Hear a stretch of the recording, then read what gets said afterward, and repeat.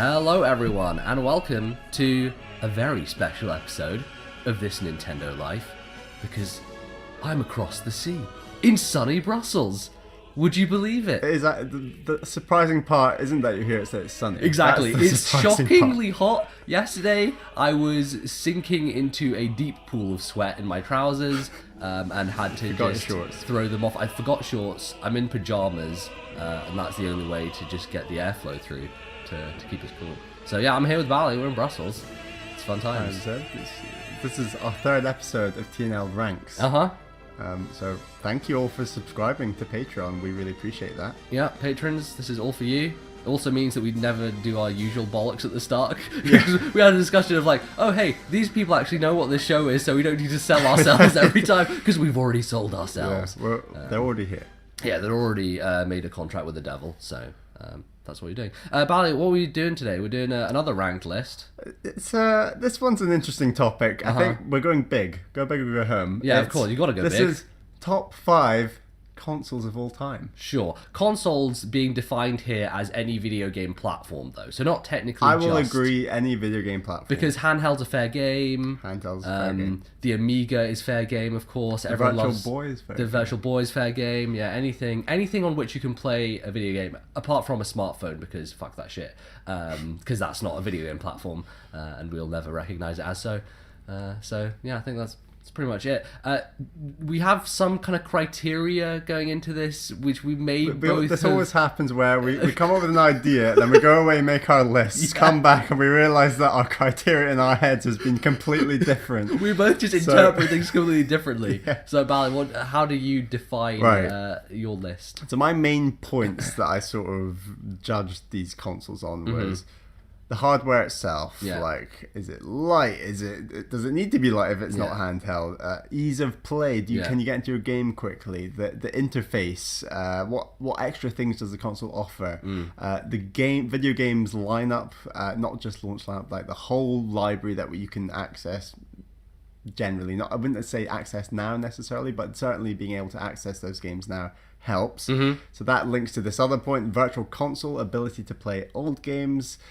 And it's difficult with stuff like remakes, I was thinking, but just a hypothetical example, something like Wind Waker HD, in my mind, I think both benefits the Wii U and the GameCube. So it sort of does good for both of those. And yeah, I think just as long as you take all those things into account, that was pretty much about how I put this list together. So basically, I've written a manifesto on how to define exactly your favorite consoles. I don't know, mine is a bit more just, hey, do I like the system? It's the games lineup definitely comes into it more, but I maybe lent a bit more on like my feelings at the time and how I used it at the time and the features that were important to me.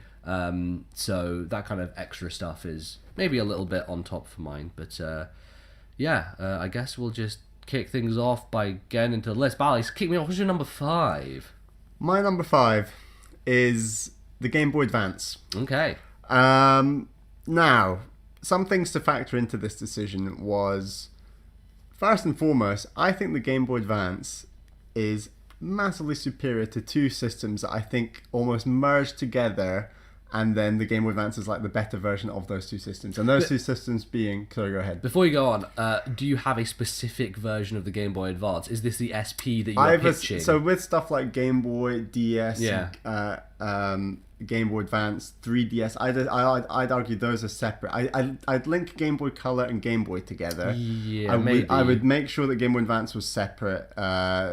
In terms of like the specific form factor that you would... This is all of them. All of them, okay. And that links into one of the downsides, in my view, of the Game Boy Advance, actually, is that there was no original Game Boy Advance, or even in the first few years, other than the Micro, I believe, where you had both a backlight and being able to plug in headphones, because you had the Game Boy Advance original, which was the sort of open face, open ham sandwich, like looks like a bit like a PSP. It was the one that basically started the trend that the Switch has gone down. Because I did my video where I was like, hey, the Switch is like the successor to the GBA because it's just a standard big screen with some buttons on the side. So like the form factor was great, but the lack of a backlight was criminal. And I was just thinking, like, at that point in time, how many handheld devices that had a screen didn't have a backlight? I don't know, because mobile phones certainly didn't at that point. Like the Nokia brick. Did. The Nokia brick didn't. No, it did did. it? Really? To my knowledge, the very first mobile phone. When I say very first, I mean mobile phone in our right. era, So the Nokia brick, basically. The Nokia brick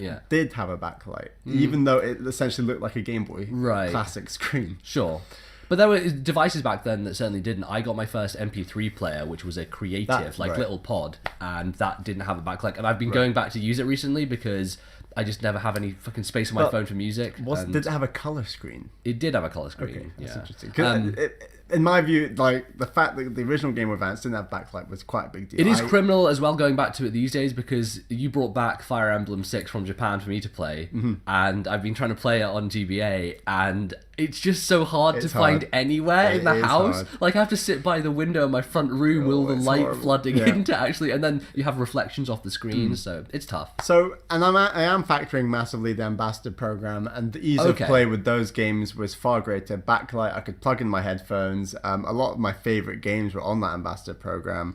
Some of my favorite Game Boy Advance games to run through them: Advance Wars, Fire Emblem 7, Zelda Minish Cap, Metroid Zero Mission, Metroid Fusion, Wario Land 4, Wario with the original WarioWare. Like the Game Boy Advance had some fantastic games, and it was also a library rich with remakes from the Super Nintendo era as well. And that's where I was going to get to this other point, that in my view the Game Boy Advance is a Super Nintendo and a Game Boy put together into one system that is like a superior system. Sure. Where experiences, games like Metroid Fusion are just so much smoother and in many ways better than something like Super Metroid. And Minish Cap is better in many ways than a game like Link to the Past. But at the same time... This is where everyone starts sending you hate mail. Oh, of course. And I won't try and hide that I think my list is very... rewards modernity, let's just say. And I'm, as a gamer, I definitely... I am always into improvement, and we've always debated when we see these IGN top games of all time and Super Mario World always wins. Ocarina of Time is a good game. It's not the second best game of all time. Exactly. So part of me always thinks that the implication of making Ocarina of Time second best game of all time means that Zelda hasn't improved since then. Yeah, and exactly. It's like, of course Zelda's improved since then, so why put Ocarina above that game? But anyway...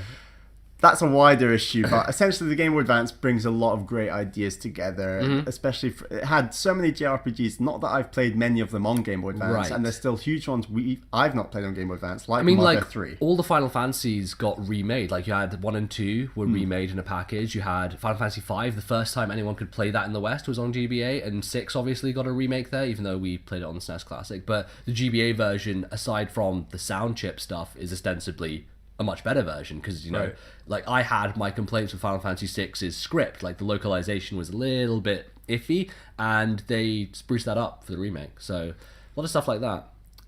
Big weakness is it doesn't have an original 2D Mario. I would have liked that, but the 3 that are on it, or the 4 that are on it, 3 that are on it, I think. But it's such a mess. It's like, okay, let's put Yoshi's Island here, but let's call it Super Mario 4 Advance Yoshi's Island, or like Super Mario Brothers 3, I think, was Super Mario Brothers Advance 4 Super Mario Brothers 3. Yeah. Which is just the most asinine, because the first Super Mario Brothers Advance was Super Mario Brothers 2. That's the one I have. It gets better. You have Super Mario World 2, Yoshi's Island, Super Mario Advance 3. Right. Which was my first experience with that game. It's a great game. So it had like a great collection of remakes, but a great collection of original games. And in a time before Virtual Console and indie games being available on a system, the Game Boy Advance brought together like quite an array of games. So for the time, it was pretty impressive. I think that wraps up my take on the Game Boy Advance, but could have been higher. Yeah, I would argue, like I said, that some hardware limitations to an extent, but the library was solid. Okay, cool. Game Boy Advance is good. I like Game Boy Advance. My number 5 is the Nintendo Switch, the latest edition. Wow, the Nintendo family. The Switch is definitely a system that I could see in years being higher up this list. But we're talking like, and you were saying like, oh, I'm talking about it in its time and what it has now.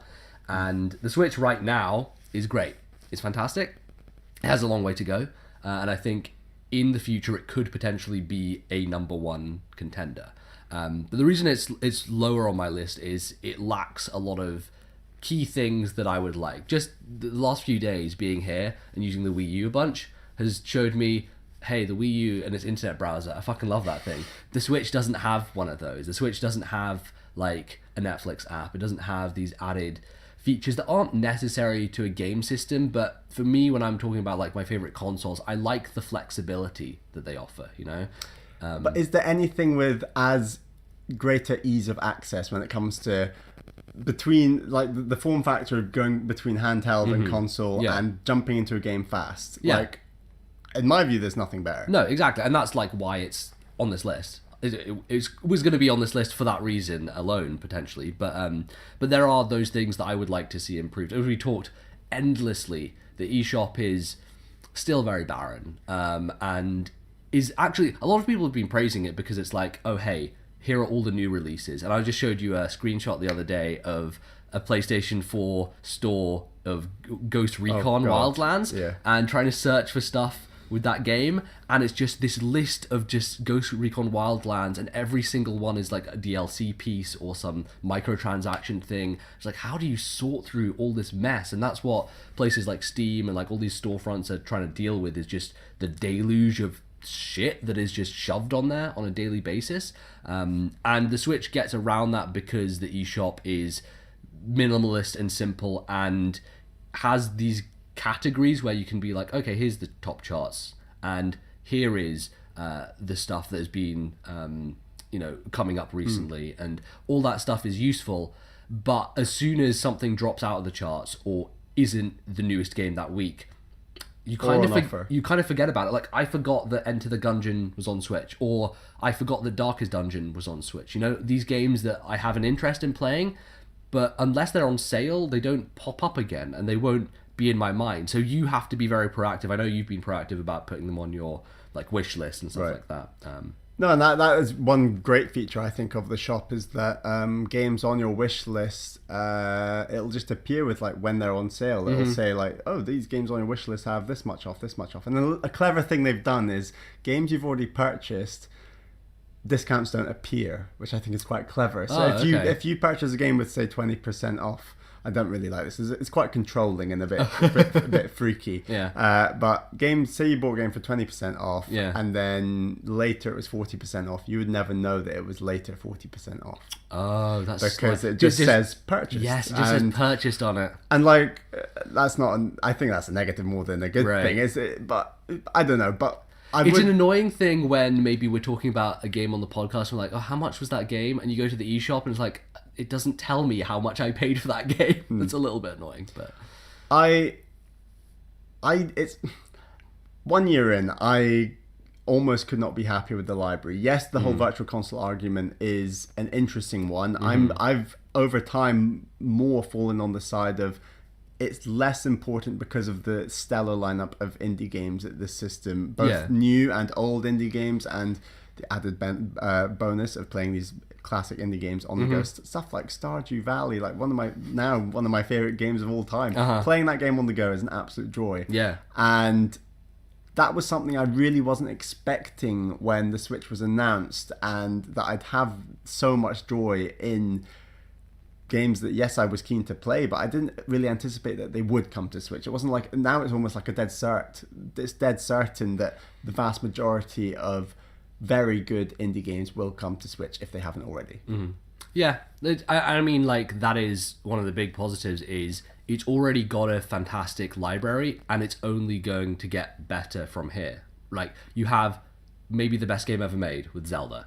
You have now probably my favorite platformer in Celeste. You have at least a top 3 Mario game of all time. You have Xenoblade Chronicles 2, which has maybe my favorite combat system in a JRPG. You have Splatoon 2, which basically takes a really innovative concept and just improves on it and makes it more accessible. And there's that DLC continues to support it. And then you have like Mario plus Rabbids, these crossovers they're doing with third parties, which is such a weird out there idea that is perfect and works, and it's like there's such a variety in all those games as well. It's not just that they're leaning on one specific genre. They're going out of their way to cater to as many different audiences as possible, whilst also maintaining such a high level of quality just across the board. And so that is absolutely a reason why it should be on this list, is because like it's already there, you know, it's already got a lot of things that we want. And like over the past year, you have played so many amazing indie games that you wouldn't have been able to on previous Nintendo platforms. Ones like Severed that you've just picked up, where I was like, oh, Bally, you gotta get this. I mean, I guess Severed was on Wii U, but that in my mind might be a reason why, for me, I don't want to spoil my list, but it's hotter in my mind as a first year of Nintendo Switch, and just because of the indie games I played. And that's probably why we have a difference here, is because I see all the stuff coming out on the eShop. I'm like, oh, great, Hollow Knight's coming out. I already played that. You can't justify a game that just came out last year to buy it again. As great as that game, I'm sure it is. Right, but, and because I have the access to these other platforms, and I like, you know, getting on something when it's hot, I'm going to play it there first. But that's what I'm hoping, is that in the future, Switch releases become day one releases. Like Celeste is the perfect example of a game that, had it come out on PC last year, I would have bought it then and there, and I wouldn't have played it on Switch. But part of you was even a bit humming and hawing between getting it on Switch or the cheaper price on PC. You're right. Yes, I was. But also, I did have. So there was this thing that PayPal did with the Switch. Just a slight tangent. PayPal did this thing with the Switch eShop where if you spent 15 quid, they would give you an extra 5 quid to your balance. So I did that for, I think, SteamWorld Dig 2. And so I had like a whole extra money off on the Switch. So it worked out fine in the end anyway. It basically worked out the same. But it is a perfect example of like, it was first and foremost marketed as a Switch game because it was in a direct and they were pushing it hard. But also because it came out at the same time, I had to make that choice. And the choice was easy because portability on Switch kind of trumps everything else. And that is like, that's a key factor in why it's on this list. But it's also the thing that I really like about the Switch that I didn't think about so much but is so seamless is charging the Switch, right? With a 3DS or with a DS or anything, any handheld console, you're always like, okay, where's my charger? I've got to find my charger, plug it in, leave it over there. Where did I leave it in the house? The dock makes it so simple to just pop it in, wake up in the morning, pick it up, and it's fully charged, you know? Like, and I don't think 3DS had a dock. Exactly right. 3DS had a dock. So did the Wii U. Technically, if you got the deluxe, which you didn't. True. And those were good. Those were fine, but they weren't integral to the way you played the system because the dock is the venue by which you get it on the television. Everyone has a dock. Everyone has a dock. You have to have it. You have to have it. It's part of what makes the system. And that's the thing. It's like the seamless nature of charging it. Moments when I have taken my Switch somewhere and not taken my dock, especially I think the first time I took it to London, not the same. It's like I have to leave it plugged into a charger thing by the wall, and it seems like it takes longer. I love that when I was on holiday to places like Japan, and I hummed and hawed about bringing the dock or not. Yeah. I always will bring the dock because Yes. it's so small. Yes. All I have to do is bring the dock and one extra cable, and then I might even be able to plug it into a TV. Yeah. Even if I don't find a TV when I'm on holiday that it'll plug into or work with, it doesn't matter because I've still got the dock just for charging purposes, and all I'm carrying is one extra HDMI cable that I might or might not use. It's so seamless to bring with you. Yeah, even if you're going somewhere which doesn't have a TV, I just bring the dock because it's a place to leave it. Exactly. You just leave it's it there. so good for like a bedside table or just a desk, like anywhere. It's just perfect. Yeah, the convenience factor of just waking up in the morning, and also I think we've both hummed and hawed about like, oh, is it overcharging or not? I'm maybe a little bit more skeptical than you are, but like it seems like it's been fine so far. It would be and like it would be a big change to the way I would put the Switch in the dock and not if I was to decide actually let's not overcharge it. So, but sure, I'm happy to overcharge. I mean, like speaking of battery life, that's maybe another thing that maybe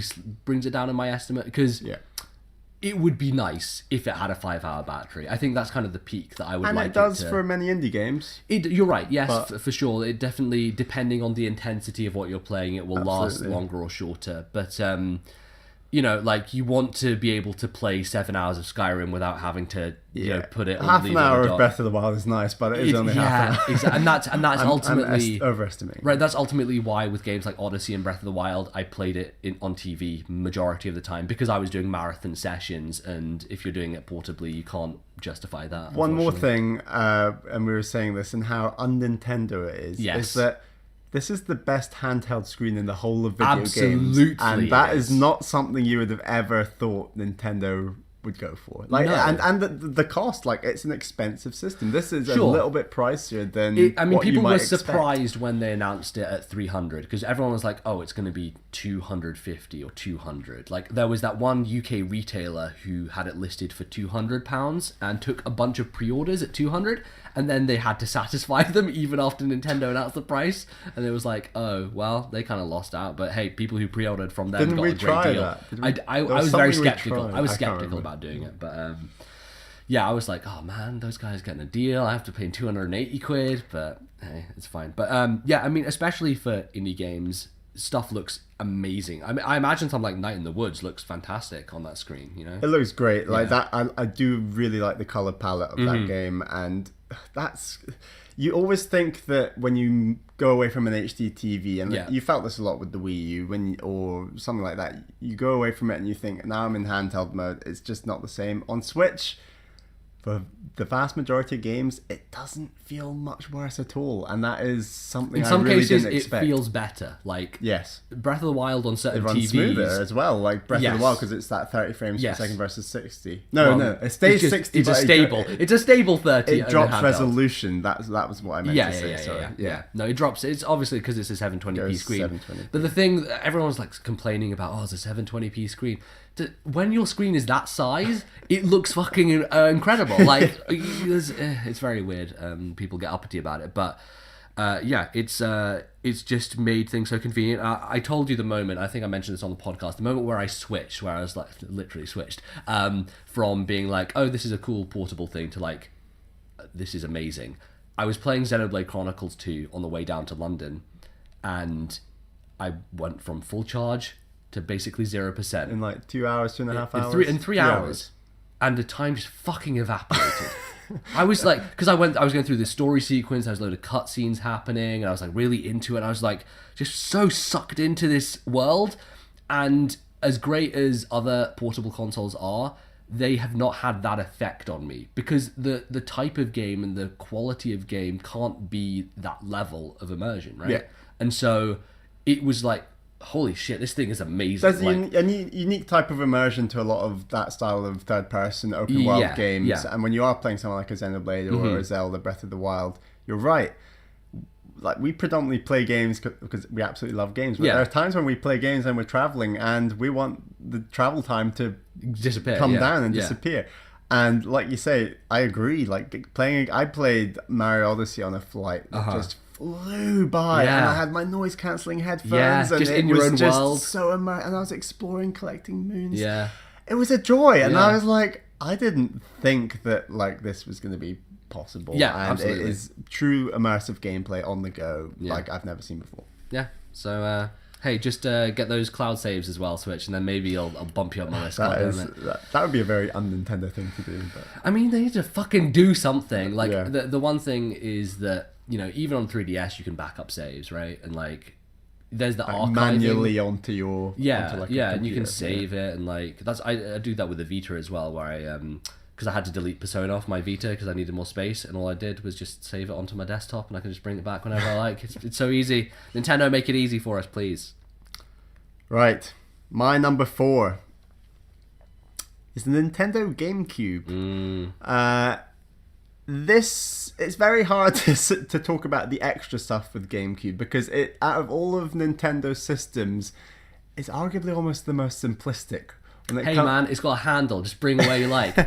That's literally about it. That's literally about the only thing extra that the... I mean, like, the GameCube's weirdness is it's got little tiny discs, which, what does that do other than, I guess, stop piracy is why they did it. Right. And it's got a weird controller which feels like it melts into your fucking hand. You say weird, but compared to most Nintendo home console controllers, it's arguably the most normal.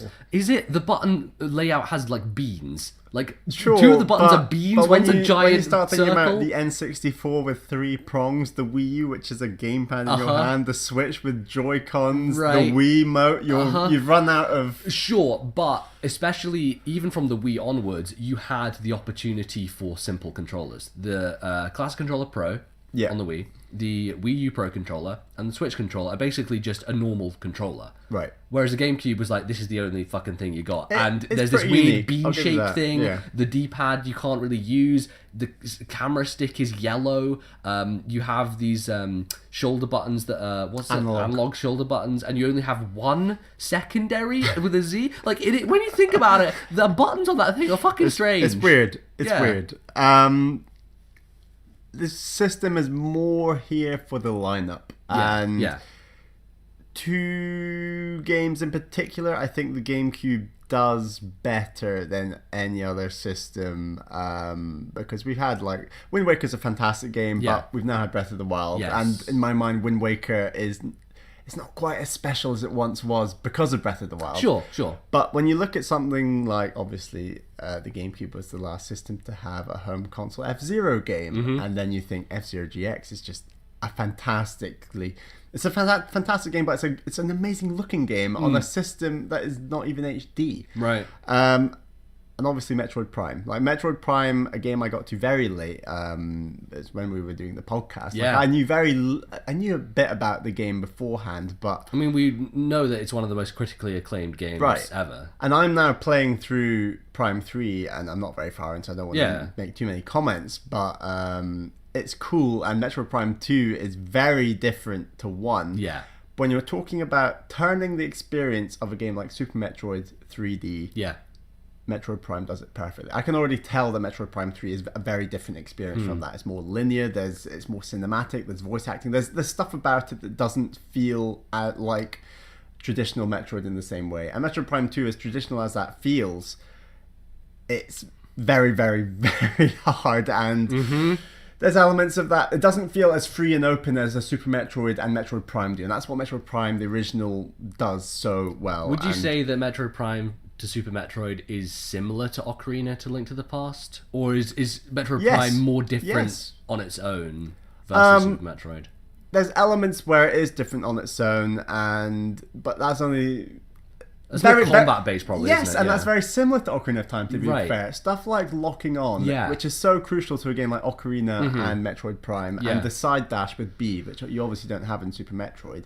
I would agree, it's combat-focused, but that idea of puzzles, and we've always said that Link to the Past it's not really got many puzzles, and I've been hearing a lot of people recently being like, oh yeah, Link to the Past is when they first brought puzzles into the Zelda series. There aren't many puzzles. I mean, like, technically on a button. Technically, yes, you push blocks and you stand on some buttons, but did you go through that ice place with all those fucking penguin dudes? Right. Like a lot of combat.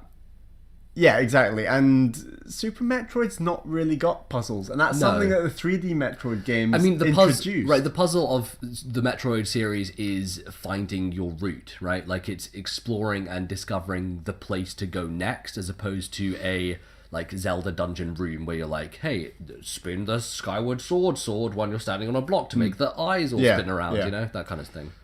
Metroid, just fantastic game. It's hard to look at Sunshine in the same way at this stage on GameCube when you've now had 3D World, the Galaxy games, and Mario Odyssey. And when I just watched Giant Bomb crumble and just want to die playing that game. So other good points of the GameCube that are unique to it are the Rogue Squadron games. Like, obviously they had Rogue Squadron on N64, but they look so much better on GameCube. Rebel Strike, Rogue Squadron 2... fantastic games. It's such a shame that deal with Factor 5 isn't... It's just not a thing anymore. The way that LucasArts have been taking over. Well, I mean, EA now has control of everything Star Wars, and even then, that seems on shaky ground, because I think Disney are not happy after the Battlefront 2. Right. And although there's different types of Star Wars games, when you're talking about space shooter Star Wars games, it's hard to think if they've done one that comes close to games like Rogue Squadron and Rebel Strike. I mean, all the old fogies would argue like TIE Fighter and all those like PC games. Well, they're older than GameCube. Old sure, games, I can appreciate that. But it's those games, and they're the sort of games that you just won't see on a virtual console in the future. No, a lot of licenses get tied up with that stuff. That's the tough thing. Which is a shame. It's also a really great Mario Golf. I know there's a good one on 3DS. The one on GameCube is very good. There's no RPG mode, but I can let that fly a bit more with a golf game versus a tennis game for some reason. Sure. I don't really want to. I think maybe you just like the base mechanics of golf quite a lot, and also just the core system of like tap tap tap, like the golf system is fun and satisfying. The original Pikmin games, although I've only played Pikmin 2, they're great. Smash Brothers Melee, it's great. It's great Smash Brothers. I think Smash Melee is the best-selling game on GameCube. I think it's number 1. That makes sense. Yeah. So GameCube, it came at a time where it was the first sort of home console I bought on launch, and I played a lot of great games in and around the time that I owned GameCube when it first came out. But I've also gone back and, like I said, with Metroid Prime and played games like that and Pikmin 2. I love it, and it's a real shame that even as we sit here now, there's no way of playing GameCube games other than emulation and the original GameCube. So I would love to see some way of being able to play GameCube games in the future, whether that's a GameCube Classic, which obviously I think is highly likely, or some sort of virtual console on Switch. We'll see, but GameCube got to be number 4. I love it. Yeah. GameCube's got that handle. You can't argue with that handle. Can't debate the handle. It's ultimately fantastic. Okay. My number 4 is the PlayStation 3. Okay, good, right. PlayStation 3 blew my fucking mind, Bally. Because with what? With HD. I didn't know what the fuck HD was. We had been playing Wii for years. And, you know, I remember you telling me this story of you going to somewhere in America and you're like, oh, I played a PS3. It just looked like PS2 with better graphics. We're such fucking snobs. Like, we're just like such Nintendo fanboys and like, oh yeah, fuck Sony, all this nonsense. And I remember like persuading my dad to basically go It's the only way you can play Blu-rays, Dad. Because my sister was, I think, God, when was it? 2010, 2011 probably. So maybe she was doing her GCSEs, I imagine, something along those lines. And it was like a reward for her basically because she loves Avatar. You know, the it's a James Cameron film. Yeah, Avatar gets a lot of hate. I still love Avatar. I love Avatar. I love like that first experience of going to the cinema and seeing it in 3D. It's like, wow, it was very, very impressive. But so she wanted a Blu-ray player to do that, and I convinced my dad, like, hey, it's PS3. We'll go 50-50 on it. I'll pay 100, you pay 100, and I get to play these video games. Ourselves a deal. And we get a Blu-ray player, which is at the time Blu-ray players were actually pretty expensive. I think they've probably come down in price now, but back then it was like, you're paying a lot, and you didn't know if it was going to be a good Blu-ray player or not. Whereas I don't think we anticipated the idea as much at the time of the ability to stream movies as well as like downloading HD right, movies. Because that basically made Blu-rays redundant. Yeah, it was like, this is going to replace DVDs. This is the good-looking DVD. Yes, everyone's going to want it. Right, because you know that was the natural progression as it had been up to that point. But the PS3 was like, hey, it's known to be a good Blu-ray player, so we might as well go in with it. And so we got it, and I think one of the first things I downloaded was the demo for Infamous 2. And I downloaded it and I looked at it and I was like, holy fucking shit, what have I been missing out on? Because we'd had this HD TV. It was only a 720p TV, but we'd had it for a while. When did PS3 come out? 2006. So there was like, for me personally, between the Wii and the Wii U coming out, when the PS3 was already out, I was basically missing out on when did Wii U come out? 2012. 12, yes. Right. So I went for about 6 years when most people were playing games in HD and I was playing games in standard. Yes. And so my HD, oh my god, I own an HD system, this is great, happened with the Wii U. Yeah. Which is probably behind 99% of gamers out exactly, there. Yeah. So yeah, I should have definitely jumped on something HD before 2012. It was weird because we didn't own anything that could output HD at that time, and it's strange, like even in 2011 when I got it, for that to be the case because it had been around since 2006, right? But like back then, no one owned HD TVs. It's kind of like 4K now, which is we're getting there, but like adoption. We're not there, but we're getting there. Right, but it's a similar situation to like 2006 was like, I'm not. Why would I buy that? Like it's super expensive and it's not worth it. And as soon as I turned on that system and saw the actual usage of this HD TV that we had owned for however long in its full glory, I was just staggered. I was like, what have I been missing out on? Like, why did no one tell me that games look this good? I'm pretty sure when we bought an HD Skybox, we'd had an HD TV for a while. I think for the first few months, we're actually watching it on the wrong channel. Oh no! See, that's like my grandparents. We weren't even watching it on the HD channel. We got a small HD TV for my grandparents in their kitchen, and there's a SCART input for the Skybox and also an HDMI input, and they're just watching it on the SCART input the whole time. Like, what are you doing? I was like, switch it to HDMI. Like, look how much better this looks. And they're like, I don't know. Like they can't tell the difference, you know. But that was the big thing for me. Was like at the time I was like, this is a whole new world of stuff. Will we think the same thing when Nintendo eventually get to 4K in 2030? Well, I don't know. You'll have picked up you'll be on the 4K bandwagon. I'll tell you what. I shit on Horizon a lot, Valley. I do. That's a good looking game. It's a good looking game.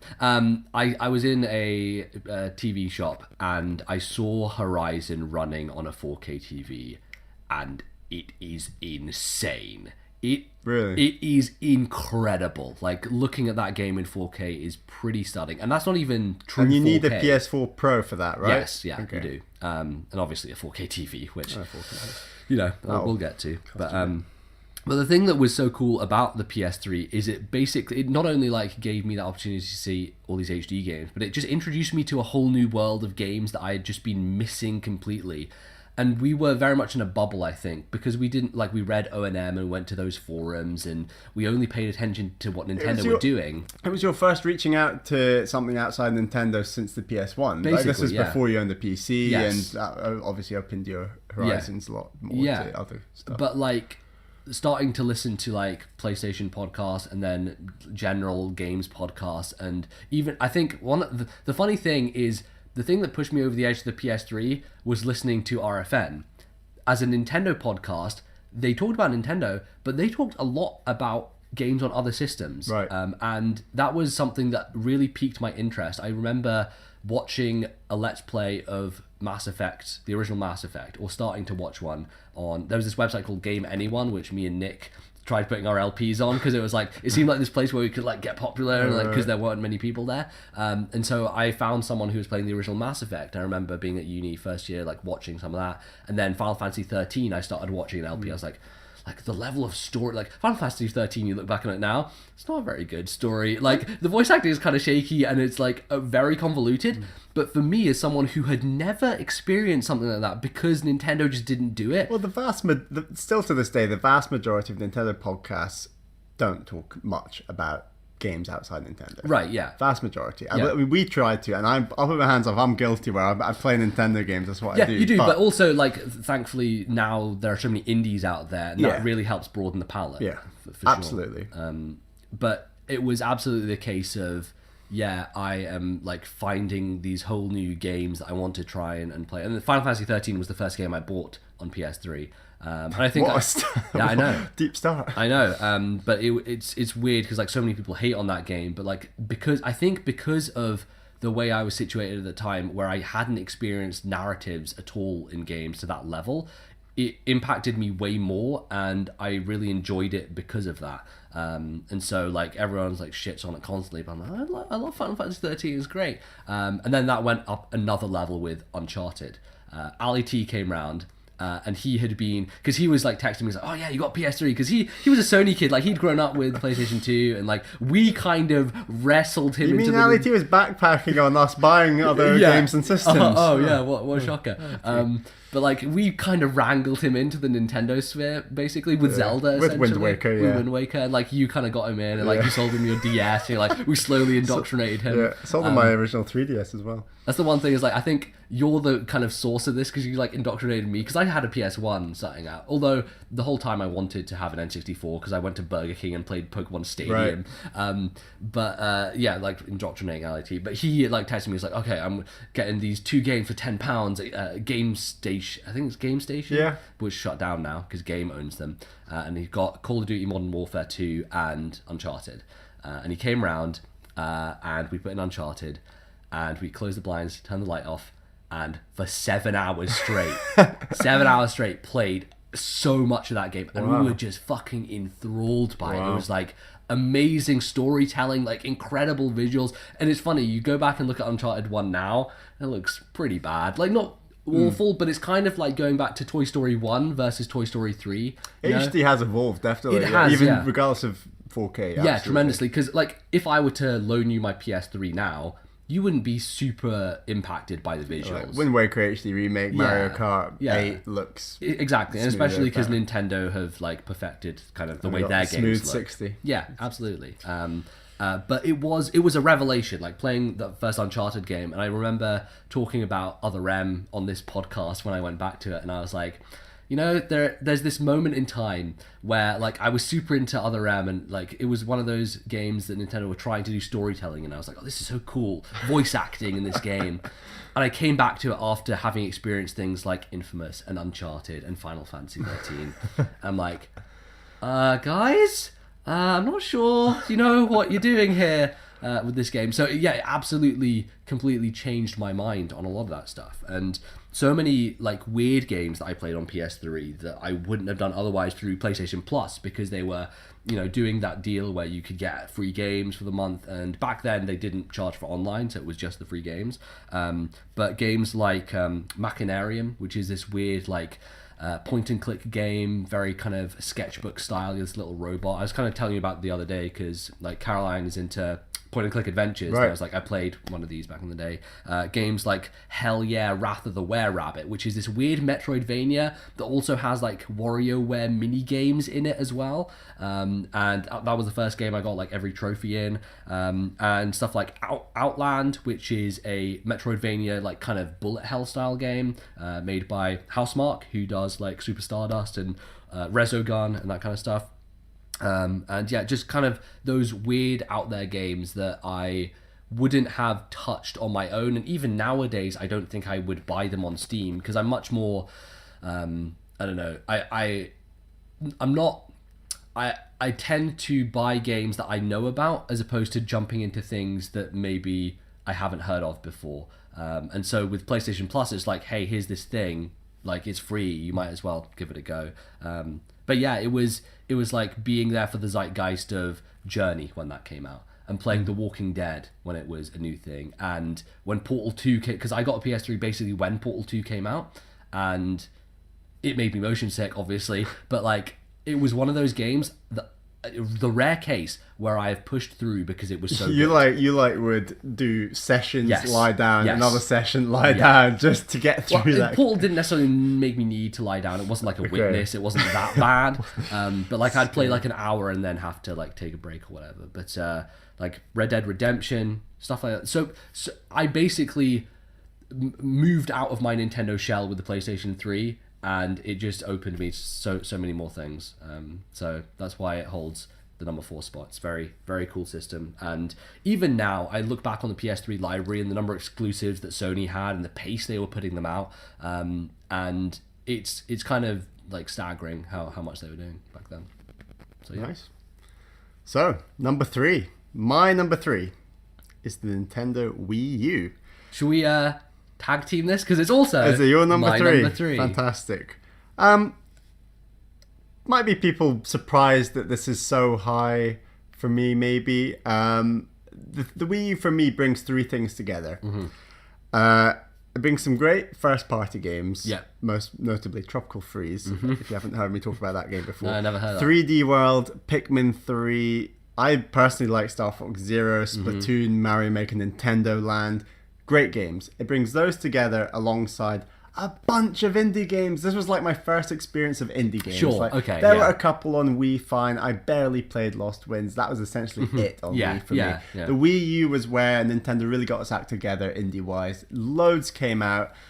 new ones as well as old ones, and stuff like Shovel Knight. Just so many great indie games that I finally got used to, and I was complimenting playing these big AAAs that were quite few and far between on Wii U. Exactly. Definitely, I was complimenting them with a bunch of indie games in a podcast setting where we're trying to play lots of games, talk about lots of stuff. It was perfect. It was great.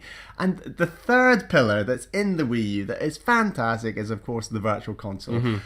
We talked before on the last episode about the Wii Shop channel and Virtual Console and Wii, and as much as we did buy a few games on that, I admitted I didn't play any of them until the Wii U actually came out. Well, see, the one thing with that and why I think the Wii U is so important for Virtual Console is that it made Virtual Console accessible. What I mean by that is you finally have save states. You finally have the ability to map button controls the way you want them to be. Like Earthbound is a great example, because in Earthbound, because usually when you press A, I think that it brings up the little menu, which is like interact in and different I remember ways. you saying when you started, it's like, oh, Bally, you need to swap this button to this button because and you'll feel weird. Because I was like, the standard just interact with something in a normal game pressing A was mapped like R or something.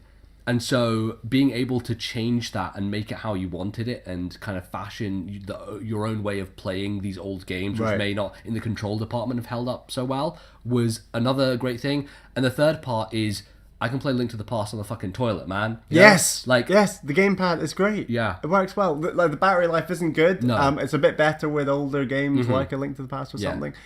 But yeah, all together, this experience of unique games, unique first-party games like Star Fox Zero, Nintendo Land that use the gamepad in a unique and interesting way. I loved.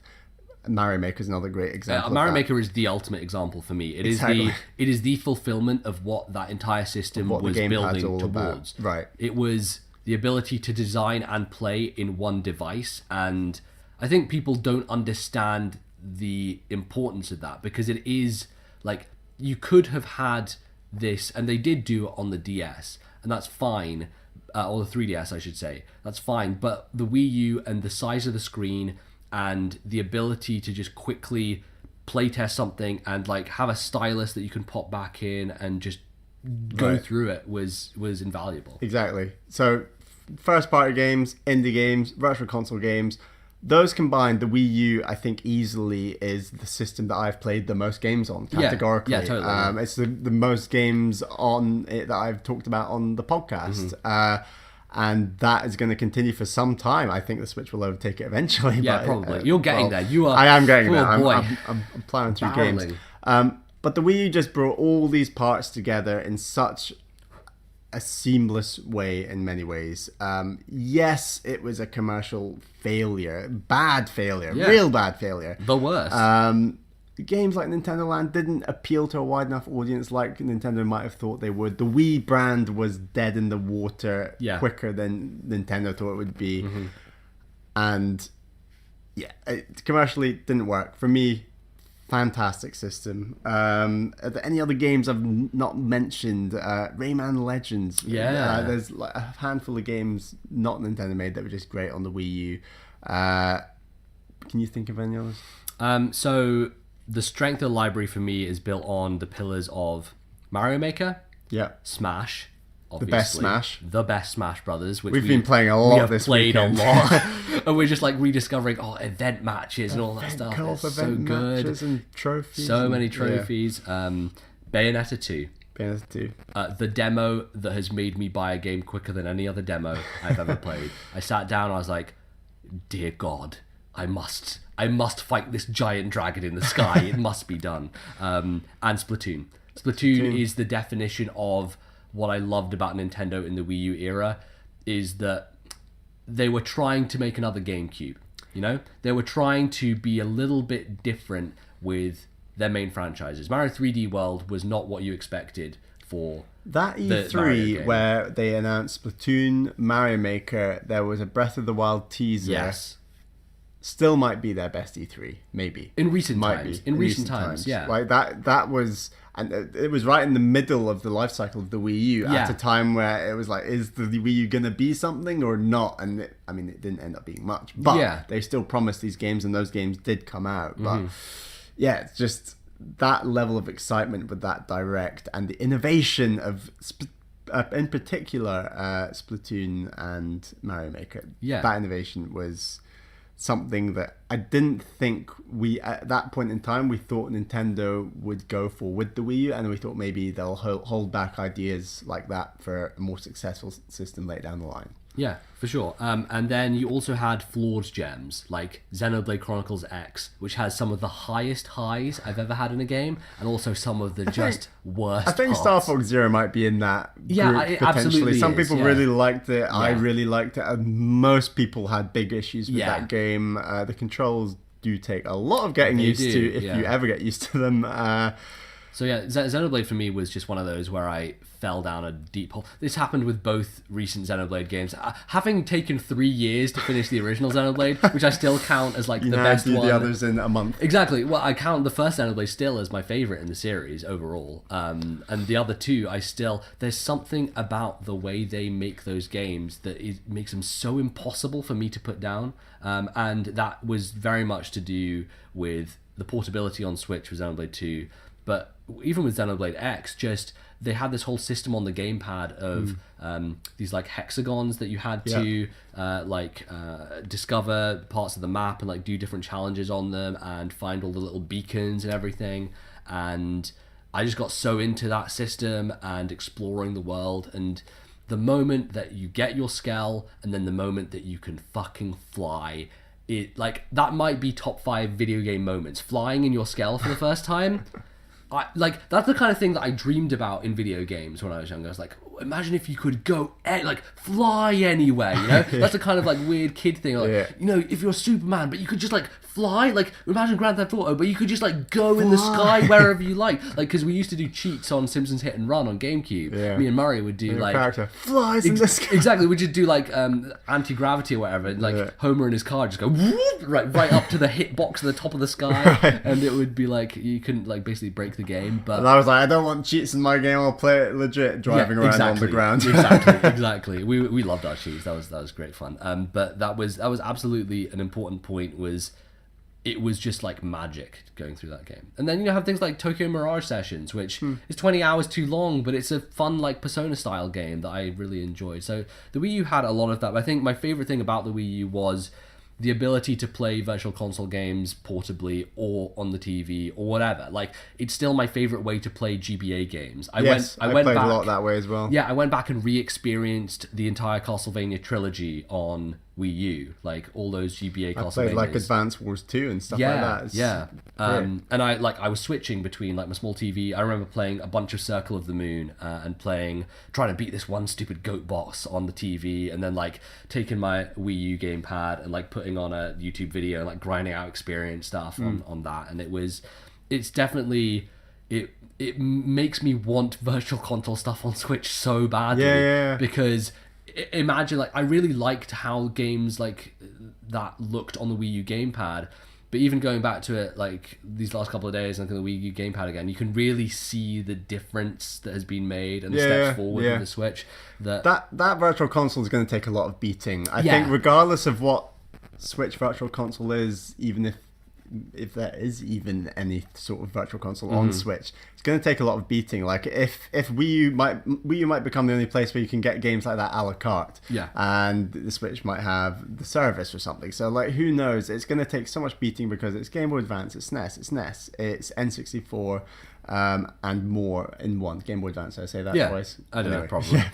But it's so many in one, and yes, it's a shame there was no GameCube. They always did the weird stuff. It's like, why were the GBA games on Wii U and not 3DS, right?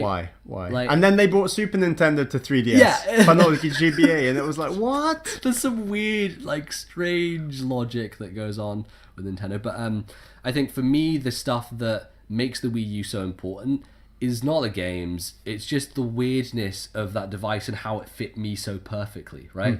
Like, as I've said, I'm someone who likes to multitask when I do things, so playing a game on a gamepad while having a YouTube video on is a big deal to me. Like, I like doing that. I like the kind of remove of it. Like, we listen to podcasts a lot when we play games, me probably more so than you, because you're like, got the music. I gotta listen to the music. Absolutely. But the internet browser, I've been using it constantly while I've been here because it's so fucking good still. Like, YouTube on the Wii U is better than any other experience of a console I've ever used of an internet browser. I have like 900 hours on my Wii U internet browser. That's absurd. But like, I mean, it's also partially because the first 9 months of that system there was fuck all to play on it. Yeah. So aside from the rare Bitrip Runner 2 or one of Rayman the Legends, worst launches. Like if we were doing worst launches, it might be number one. It's not just the launch though. It's like the 6 to 8 months after launch that was barren. The one game like Pikmin 3, which was even meant to be launched, was just delayed delayed. Yeah, launch window 9 months down the line. It's like the baby of the Wii U like finally gives birth. And that's just one game. It's not like there were these other games supporting Pikmin 3. It just came out by itself. Absolutely. And I didn't even get into Pikmin 3 until later. Much later. So it wasn't a big deal. But there's another like having the thing that I miss the most on the Switch is the lack of a headphone jack in the Pro controller. You know, that decision boggles my mind. And like yesterday, we were watching Giant Bomb Panel on TV, and I don't want to put the volume up too much, and my hearing is bad. So like I put the headphones in with the Wii U gamepad to like get the volume there, and you can do that. You can have the Wii U gamepad sitting there, turn off the volume on the TV to not disturb anyone in the room, and just watch it. And then if someone wants to use the TV, just pick it up and keep watching the YouTube video. Exactly. It's like such weird like situations, but for me, like it's the perfect situations that I enjoy and that I am being put into. And then the other really random one that for most people is not going to be an issue is recording stuff, right? When I try to record stuff on the PS3, I always had the problem of sometimes it wouldn't adjust to the resolution of the TV, and there was no way to do that without like holding down a power button and resetting it, because you can't change settings if the screen doesn't appear. If it doesn't pop up, you can't go into the menu and be like, no, I want it down. The Wii U gamepad, having the ability to change settings just on the gamepad while I was moving it around different TVs and trying different recording setups, it was like a dream come true. It's like, I can just do this without having to do any bullshit. Like I can change the HDMI input, I can make sure that it comes up properly, check it, make sure it's on the recording screen and everything. Because you've got that extra screen. Exactly. It was amazing. And even then, I could record Wii U games without having to use a TV, because I could just play it on the gamepad and it would still be recording on my computer. So it's these strange edge cases that for me were so important, but for most people, like, they didn't need that shit. So yeah, it was weird, but that's the kind of stuff with Wii U that's like, it fit me so perfectly, and that's why I liked it so much. Great. Yeah. Guess we're on to number 2. Yeah. Maybe our number 2s are the same. We'll see. Maybe, I don't know. My number 2 is the Nintendo 3DS. Absolutely. Yes. Here we go. Right. 3DS. Yeah. Can I tell you about the first time I saw the 3DS? I went to an event with Steve-O, who's a guy I met on the internet, which is a thing that I don't think people should do, maybe. Warning. Warning. No, he's a nice guy. He lived in like Dunfermline or something. So we went to this event in Edinburgh, and it was a 3DS kind of launch thing. It wasn't like a big thing. It was like a little hut in Edinburgh, and we went in. St. Andrew's Square, wasn't it? I think it was, yeah. And my expectations going into it was, okay, I think I know what 3D is. I think I understand. And so my expectation was like things popping out the screen at you and like flying past your face, that kind of thing. And I go in there and I turn it on for the first time, and it's the complete inverse of what I think. Right. Because it's not popping out at you. It's looking in. It's depth. It's seeing something far in the distance and realizing how that works and the way that your eyes adjust to it. And it was absolutely not what I was expecting, and yet it was still absolutely mind-blowing the first time I saw it. It's like, wow, that this technology exists, because this was an era in which Avatar was the biggest thing in the world, and that's why 3D went so crazy, is because Avatar had been such a monumental success that people were scrambling to make 3D TVs and scrambling to do all this content, and every movie was coming out in 3D. But Nintendo came up with a solution that got rid of the glasses. Like, they got rid of the most important stumbling block. It's so bold. It was incredibly glasses, bold. 3D on a handheld system. Yeah, and you know, we've talked about in the past how they'd been experimenting with 3D for a while with the GameCube, and now finally with Luigi's Mansion being remade for 3DS. They thought about the 3D, but then they settled on the handle. Yes, exactly. Yeah, the most important part.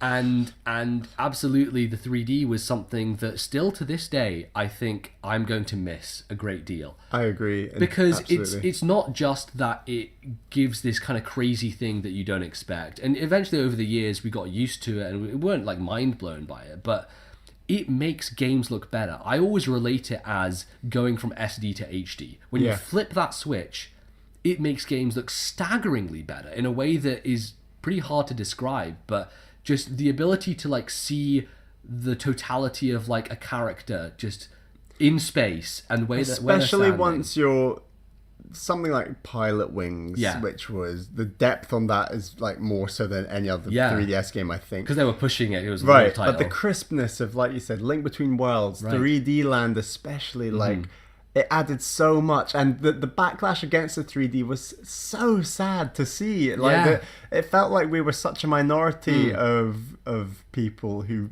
really enjoyed the 3D, played almost every single game with the 3D almost at max. Yes, and when Nintendo sort of backed away from this idea and the 2DS came out, it was such a like a stab in the back of like what they were stabbing themselves in the back. Like that was their idea that they were going for, and then there was all these media stories like mums are terrified of the 3D hurting your eyes, and it's just that backlash was so sad. There are so many games now that come out and just don't have it, and my best example is the Dragon Quest games.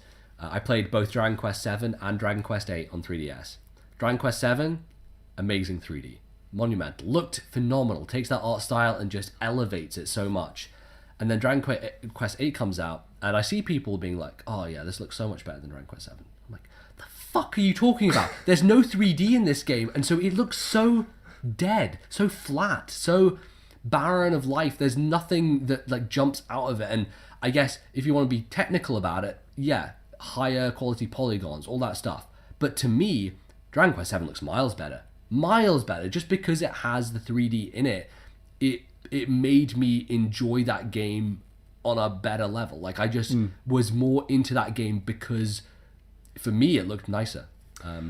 One improvement I loved on the DS with the 3DS was obviously there was a huge emphasis on the touchscreen and using the stylus on the DS. And as fun as that was at the time, in my view, it's not aged the best. Like as I go back and play games with a stylus, I'm like, this is fun, but like I just want to go back to buttons. It's almost like the touchscreen was there just because of the backwards compatibility. Like I don't think they may have even included it. Of course otherwise. It plays DS games. That's a huge bonus of the system. But yeah, like I was just really happy to see that while it was still dual screen and had a touchscreen, there was a real emphasis that not many games use the touchscreen that much. There was a real emphasis on using the buttons and having this 3D experience with your two hands on the system. And yes, games like Nintendogs came out on it, but it was more like a bonus on the system rather than a game that defines the system like Nintendogs was on the DS. And that was a huge improvement, certainly for me. And of course, it's the DS that has a 2D Samus on it now, which Samus Metroid, which is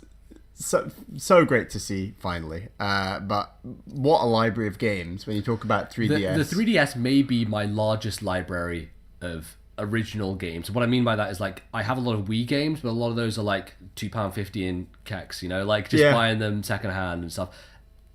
Day one buys for 3DS is more for me than any other system by quite a margin. And the quality of all those games as well. Like so few of them are poor. Like so many of them are so good. And like there are flawed first party Nintendo games here and there, but there are so few flaws on the 3DS when it comes to like those Nintendo games. Yeah, like 3D Land is just 3D Land was kind of the beginning of Nintendo really getting into the groove with 3DS, because 3DS had bad launch. Like that's the thing we haven't brought up, but it wasn't the best launch lineup. I bought a game, Pilot Wings, that I wouldn't have paid any attention to if it hadn't been a launch title. Deep. Yeah, you did. Oh god, love that. Even still to this day. But you know, they didn't have the eShop at launch. They didn't have a bunch of features that would have made it was too expensive. Like they had to bring the price down, and they had to do the ambassador program, which turned out to be like the best thing for us possible. Yeah, like, it was really great window into the Game Boy Advance for me personally. Absolutely. But you know, 3D Land was that moment where they're turning it around. Like here's this great Mario game that is built for portability and is so streamlined and easy and looks great, and was one of the only games on the system where I would say 3D was a necessity in order to play it. Like certain sections of that game, you have to have the 3D on in order to, like the little box rooms you go into, like in order to see the I think there's even like a thing that appears on the screen that says 3D, sort of like implying you should turn your 3D on. Turn it on, motherfucker. Like I don't know what that's like if you play it on a 2DS. I turned it off, and it's like you don't really know. It's like one of those weird paintings where like the staircase it's like is a infinite. trick of the eye, right? Trick of the eye kind of deal. So you need to have it on in order to see past the kind of trick there. But then you're like, whoa. Yeah, and you're just like looking around, and that's one of the things that makes me happy about Captain Toad coming to 3DS. Actually, is I always thought Captain Toad would be a perfect fit for 3DS. It's like one of those games. It's like this little kind of box garden style thing that they were talking about. And the Luigi's Mansion remake. Yes. Hopefully we'll have 3D. Hopefully. If that doesn't, I'm going to be But yeah, both Captain Toad and Luigi's Mansion, if they don't have 3D on 3DS, like what's even the point? What is the point? What's exactly. the point? Aside from just, the millions Making and money off the millions of 2DS people who will owners, buy it anyway.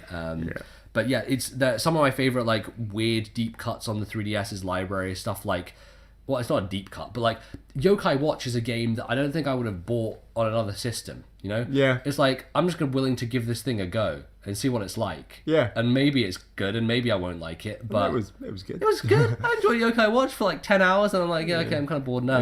Let's move on. But like I got Professor Layton versus Phoenix Wright. It's one of my favorite 3DS games, easily. They're probably in my top 5, and it's one of those weird, strange crossovers that happened on the system because of the success of like that series in the past, and like it just worked so wonderfully.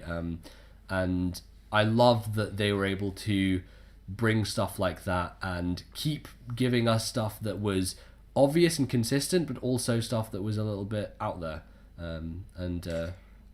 I appreciated its virtual console lineup. It was fairly limited. It's Game Boy focused, obviously. Right. I mean, I played the Wario Land games, the original ones, for the first time on there. I went back, played Link's Awakening. I've now played Oracle of Seasons. Yeah. Still need to play Ages. Yeah. I played Pokemon Red. Yeah. That was a surprise. I had such a great time playing that. I didn't think it would hold up that well. It held up fantastically well. Yeah. I was really surprised, and playing it on the 3DS on a system I downloaded loads of games on this one system on the go, really portable. I did upgrade to the 3DS, the new 3DS XL, which was fantastic. I think the head tracking is quite noticeable on certain games. If we were entering the system into the Video Game Hall of Fame, I think we would say the new 3DS XL version would be the one that you Oh, absolutely, yeah. It's a pretty ugly looking system. Yeah, it doesn't. Best. I mean, even the original 3DS looked pretty ugly. The 2DS actually looks quite good, even as much as I don't want a 2DS. I saw there was one person when I was at university. It was like some pub quiz thing, and there was someone sitting there playing a 2DS, and I was like, "Wow,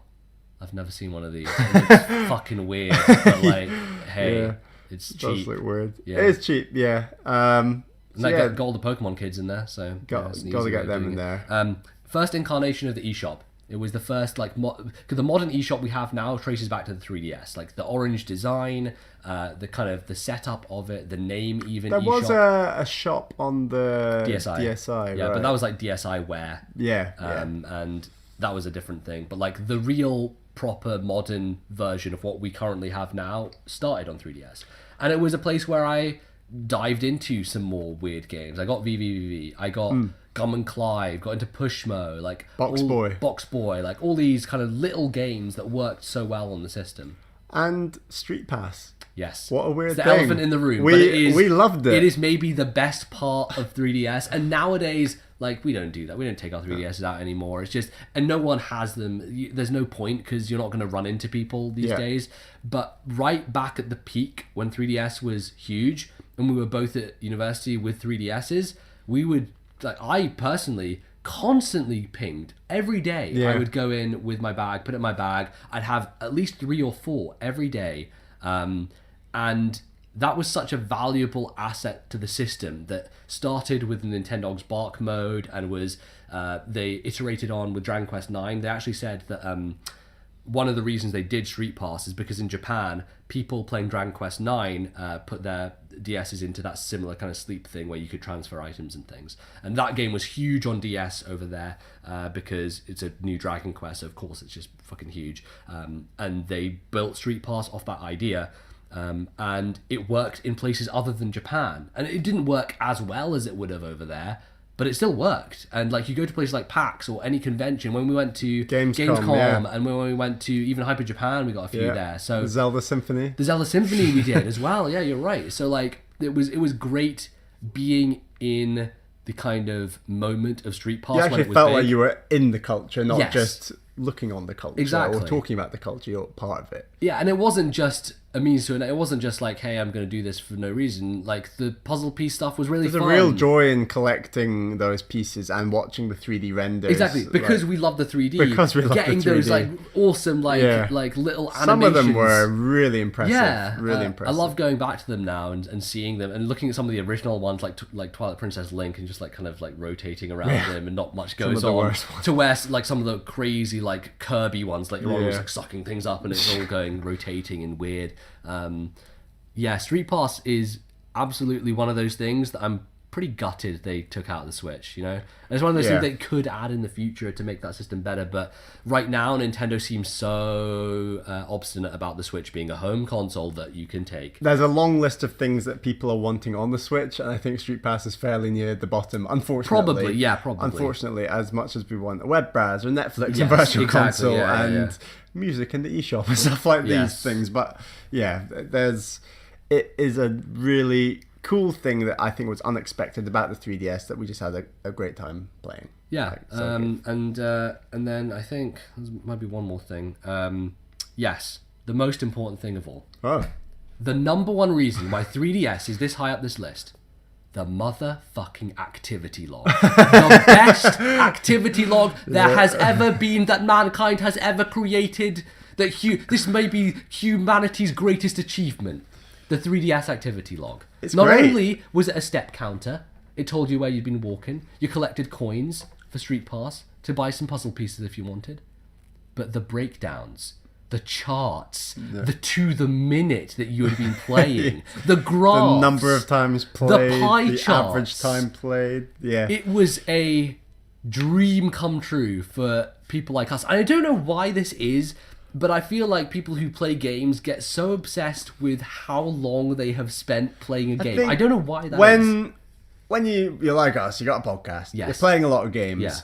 I think the added value of websites like Backloggery combined with stuff like the activity log, and because ultimately when you're doing a podcast, you have to be careful about what you invest a lot of time into and what you don't. Sure. I've really become careful about... I've only got so many free hours in a day, and I need to manage what games I play and when. Yeah. And the activity log is just part of that. Right. And it was so satisfying to know this is what we've been playing. And then when we played Smash Brothers for so long and you realise, oh my god, we played 80 hours of Smash, and it appears.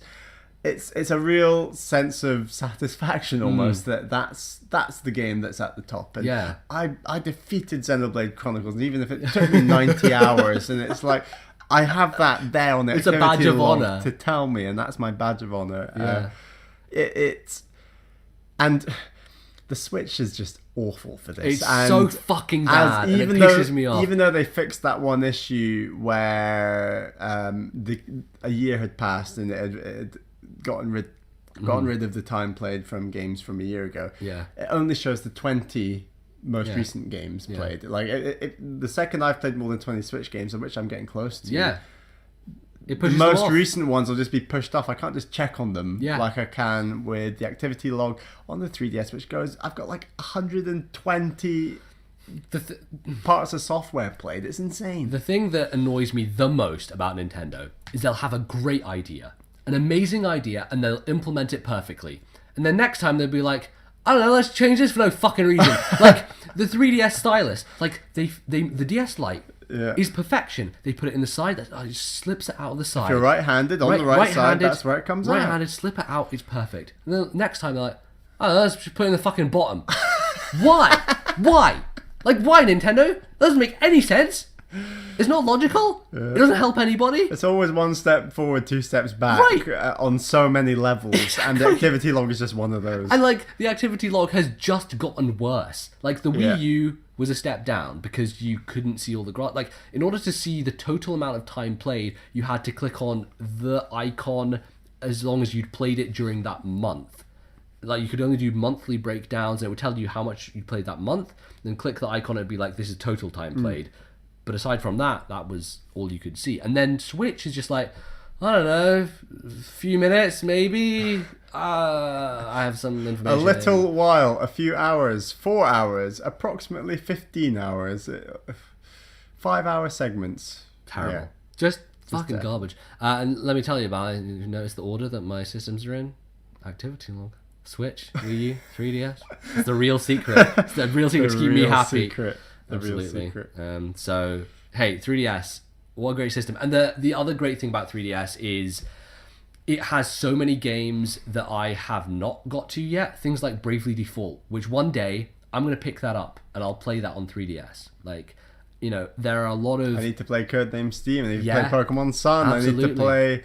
God knows, there's loads Majora's of games. Mask 3D. Majora's Mask 3D, Fire Emblem, Fates Conquest. There's so much I need to go back to and finish and play. And just like the DS before it, you know, it has a rich library, mainly supported by Japanese developers, but like really good games that came out that were critically acclaimed that, you know, I will look back on and be like, okay, I'll when they're on sale at a shop, I'll pick them up for £2 one day. I have a top tip. Yeah. So I lent my 3DS to Caroline a while back when she was playing Link Between Worlds. I didn't think anything of her sort of carrying it around with her. Sure. She kept my new 3DS XL in her handbag, and I thought, I mean, it's a clamshell, that'll be fine, right? It made one of the right shoulder button sticky. Yeah. It really did make it sticky, and I thought, why didn't I just buy a case and protect those shoulder buttons? And I'd highly recommend, if you're listening to this and you're like, I'm going to go back and play some 3DS and your buttons are sticky, I checked out online, Nintendo support, top tip, get an old toothbrush that you don't care about anymore and scrub that shoulder button It's such a weird as thing. hard as you can. It's one of those like life hack And weird it things. genuinely, because it's basically dust underneath it's in and amongst the spring, and it causes stickiness. Right. And you can blow it, and it'll give you a free button for a few minutes, for like 10-15 minutes. It'll get sticky again.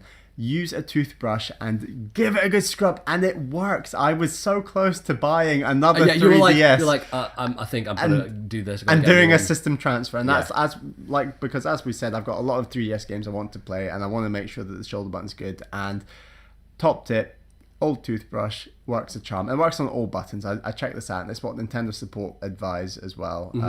So there you go, top tip. The other thing about 3DS, it's when Nintendo finally made Fire Emblem a big franchise. And as someone who's a long-time Fire Emblem fan, the fact that they care so much about that series now makes me so happy. Because things like Echoes, where they're remaking this really obscure NES Japan-only Fire Emblem game, it gives me hope. Dove deep on Fire Emblem now. It gives me hope that like all those old Japanese games that came before, like those 6 other games that came before the original Fire Emblem on GBA in North America and in Europe, may come back, and I may be able to play them. Makes me hopeful that every franchise is one amazing mainstream game away from this kind of treatment. Exactly. And that could be anything. And obviously everyone knows what I hope it will be. But we'll see what could happen with Switch. For sure. All right. Number 1, Bal. I think I know what it is. Number 1. I felt really bad about making this number 1. Yeah. I was looking for reasons not to make it number 1. Yeah. And I feel really bad that it's number 1 actually. But because it's only been a year. Yeah. And my number 1 is the Nintendo Switch. I don't think I've had as joyous of a year in gaming as this year. Yeah. And 90% of my time with video games this year has been on Switch. Right. I initially, of course, was very angry about lack of virtual console. This was a huge trend, as we've mentioned, with the Wii U. It's a huge part of the podcast. We play virtual console games. We play old games. We play old games. We catch up on classics. We talk about them. That's a huge part of the show that I was really sad wouldn't be happening with the Switch anytime soon. But then you got all these indie games. Yeah. MBZ, you go on and on and yeah. on and on I drone. with me about the number of awesome indie games you play. Yeah. A handful made it to Wii U. Even more didn't make it to Wii U. Yeah. Of those more that didn't make it to Wii U, many of which have come to Switch. And I think, honestly, the ones that don't come to Wii U are often the best. Like, things like Inside, you know? Yeah, which is coming later this year. Yeah, absolutely. Hollow Knight coming later this year. Undertale coming later. Yeah, Undertale, for sure. There's ports coming to the Switch, and they've got merits and like negatives to them as well. Mm-hmm. But we've already had when I talked about the 3 pillars of the Wii U with Virtual Console, indie games, and first-party titles. Yeah. The Switch is killing it on 2 of those. Yeah. Absolutely killing it. Those first-party titles, Splatoon 2, Mario Odyssey, and of course Breath of the Wild. Best game of all time, according to our top 50 games of all time. Yeah. For now. They are absolutely killing it on that front, and I could not be happier with those 2 pillars, but also the ease of play, picking up the system, turning it on. We've talked already about being on the go. It could not be more seamless on that front. Of course, there needs to be stuff like activity log. There needs to be a better eShop. And we'd love to see a virtual I think console, for you, but... like for me, maybe those things are more important. I think for you, it's more to do with the fact that the one thing that I find funny about the Switch is I'm constantly like, Bally, like maybe you should try and get another console, and maybe you should try like a PlayStation. You like get to play some of these games, but now it kind of seems like, I don't know if you need to, because for the first time in what seems like forever, Nintendo have a good relationship with third parties, and it's not going to get you Red Dead Redemption 2. It's just not. But that pool of games is getting smaller and smaller and smaller. Exactly. But like, you can play fucking Skyrim on a Nintendo system. You can play Doom and Wolfenstein. Like, those are the kinds of games where you would ordinarily never have that experience on a Nintendo platform before, and now it's kind of like, well, you have the Switch now, so you can play all these indies, and like the best of the best like classic third-party games are going to be coming. And I mean, if you really care about Spider-Man and Red Dead 2 and God of War and all these things, sure, like you can go out and get a PS4. I mean, you list off that list like it represents a much larger list, but once you say God of War, Red Dead 2 and Spider-Man, especially for this year, I'm struggling for what else I would personally want to play. Exactly. And yeah, it's really cool. Yeah, so in that sense, like the Switch has basically eliminated the need for someone like you, who is just a Nintendo only person. It's getting a Crash Bandicoot trilogy this summer. Who thought that was coming? Oh god, that's so stupid. That's really dumb. But yeah, like because I'm sure there's lots of people who listen to the podcast who are more similar to you than they are to me, who have only owned Nintendo consoles, who like to play on Nintendo, and you know, now you have just such a wider variety of stuff to play. And it's awesome. I cannot be happier with what's already come out, what's coming out, and that's why I was partly feeling a bit guilty about this being top of the list, because I really want to make sure it was how we rate these consoles at this point in time, because obviously there's so much promise with Smash Brothers and Metroid Prime 4 and stuff coming to Switch that we don't know much about. But even without all that hype about the future, I'm really so happy with the current lineup of games, both indie and AAA mainly, like we've just said, and remakes. I could not be happier almost.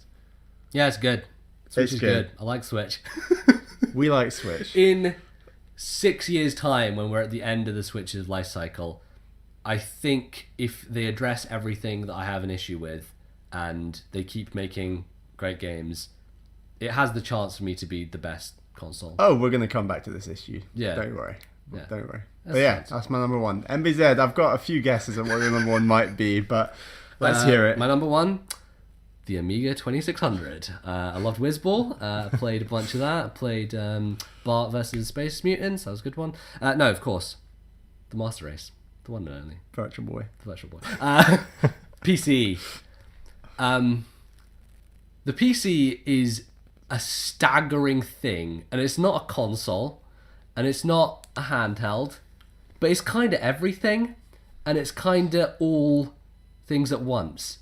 I got my first PC in 2011? 2013. Oh, 13. 2013, I think. After Wii U. Yes, Okay. so I already owned Wii U. Right. That's partially why, because I was like, there's nothing to Save me. Save me. Although the original reason I got my PC was for video editing. Like that was kind of the purpose. And so originally I didn't actually have a super great graphics card. I had a good one, like one that was better than the PS3 and 360, but like it wasn't incredible because that wasn't my intended purpose. But I got it built by a company. I didn't build it myself. It's much easier, I think, to go that route because I now have customer support whenever I have any issue. If I have any issue, I can just call them and they'll either like remotely tap in and just fix the problem for me, or they'll just send me a part and I'll just put it in and fix the issue.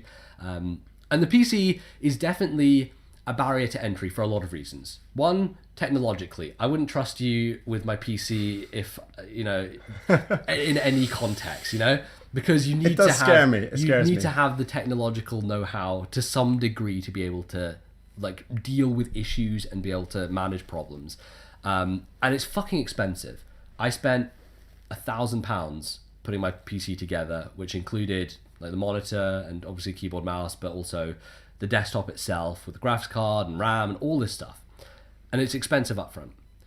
But within a week, there was a Humble Bundle that had just gone up. It was like, I don't know, $3. And there were 9 games in it. And in that first week, I had 9 games on my Steam account. And from there, it just kept growing. And it kept growing. And another Humble Bundle popped up. And here's my first Steam sale. I remember sitting in the park with you and Ali T in London, because you'd come down to London to stay for a while. And the Steam sale was going on. And I saw Super Meat Boy, and I was like, yeah, £2, got it. I saw like a Scribblenauts game for £3, I'll buy that. Sonic Generations for £4, that's in my library now. And I was just going through game after game after game, just spending. I think I spent. Well, how many games were you actually playing? This is not the point. I think I bought something like 50 games in that Steam sale. Oh No, I spent £50 in that Steam sale. Right. And I came out of it with like 35 games. Yeah. And I was like, this is magic.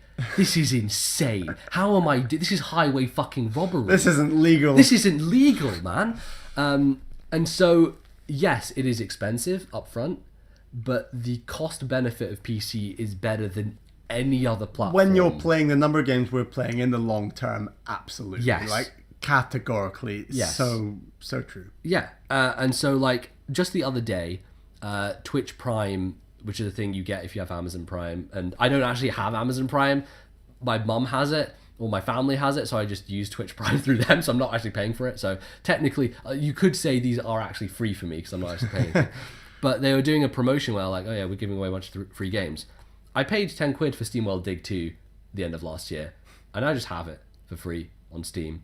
Not on Steam, on Twitch's app, I guess, because that's the thing with PC is everyone has their own app. I now have Super Hot. I have a game called Kingsway, which is this cool indie game that came out last year that I was interested in, which I actually also already got through a Humble Bundle. So this is the thing, I own a lot of these games like 3 times already. And I got Tales from the Borderlands, which I already owned. I got Oxenfree, which I'd already bought. Like, but they just dumped these fucking games on me. And I'm like, what the like, I just have these things now. So for me, that's kind of the biggest reason to get into PC gaming and why it is so impressive is it's a big upfront cost, but it becomes so affordable after that. As a Nintendo fan, this would have been a lot more appealing to me in those sort of blank spots of Yes. the Wii U era. But Yeah. as we've said before, like with Now the it's- Switch, it's yeah. that argument and the circle of games that are inaccessible to the Switch and what's coming and the amount that's coming on Switch generally, it's looking harder and harder to, as a Nintendo fan, of course. Yeah. It's harder to justify that.